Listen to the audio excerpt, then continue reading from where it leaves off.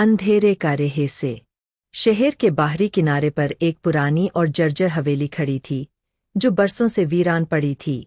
उसके चारों ओर उगी घनी झाड़ियों और सूखे पेड़ों के कारण वह और भी भयावह लगती थी। लोग कहते थे कि वहाँ भूत प्रेतों का वास है। रात के सन्नाटे में हवेली से अजीबोगरीब चीखें सुनाई देती थीं, मानो कोई दर्द से कराह रहा हो।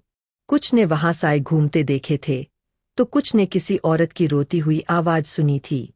इन अफवाहों ने उस हवेली को एक भयानक रहस्य बना दिया था, लेकिन अर्जुन इन बातों पर यकीन नहीं करता था। वह एक खोजी पत्रकार था, जो हमेशा सच्चाई की तह तक जाने में विश्वास रखता था। उसे लगता था कि इन कहानियों के पीछे कोई बड़ी साजिश या राज छिपा है। उसने निश्चय किया कि वह इस हवेली के रहस्य को उजागर करके ही दम लेगा। एक रात, जब आसमान में बादल छाए हुए थे और हल्की हल्की बिजली चमक रही थी, अर्जुन अपने कैमरे, टॉर्च और नोटबुक के साथ हवेली की ओर निकल पड़ा। हवेली के पास पहुंचते ही ठंडी हवा के झोंकों ने उसका स्वागत किया। हवेली की खिड़कियां टूटी हुई थीं, जिनसे तेज हवाओं की सीटी जैसी आवाजें आ रही थीं। दरवाजा आधा टूटा और जंग खाया हुआ था, मानो बरसों से किसी ने उसे छुआ तक न हो। हवेली के अंदर घुसते ही धूल मिट्टी की गंध ने उसकी नाक में चुभन पैदा कर दी। चारों ओर मकड़ी के जाले लटके हुए थे और फर्श पर टूटे फूटे फर्नीचर बिखरे पड़े थे। दीवारों पर लगे पुराने चित्र धुंधले हो चुके थे, लेकिन उनके चेहरे पर एक अजीब सी भयावता थी, जैसे वे अर्जुन को घूर रहे हों। अर्जुन ने टॉर्च जलाकर इधर-उधर देखा। सन्नाटा इतना गहरा था कि उसकी अपनी सांसों की आवाज भी गूंज रही थी।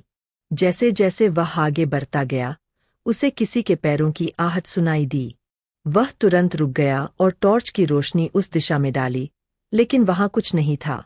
उसके रोंगटे खड़े हो गए, लेकिन उसने खुद को संभालते हुए आगे बढ़ना जारी रखा। सीढ़ियां चरमराती हुईं और पुराने फर्श पर उसके कदमों की आवाज गूंजने लगी।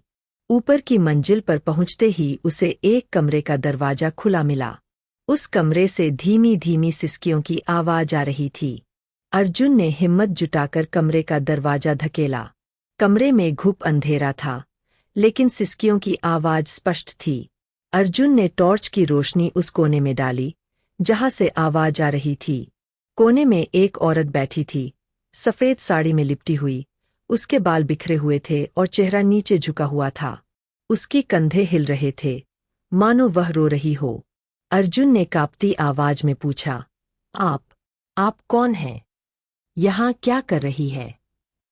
औरत ने धीरे धीरे अपना चेहरा ऊपर उठाया। उसकी आंखें लाल और गहरी थीं, जैसे उनमें सैकड़ों साल का दर्द छिपा हो। उसका चेहरा इतना भयानक था कि अर्जुन के पैरों तले जमीन खिसक गई। उसकी त्वचा सूखी और झुर्रीदार थी, और होठों पर एक अजीब सी मुस्कान थी।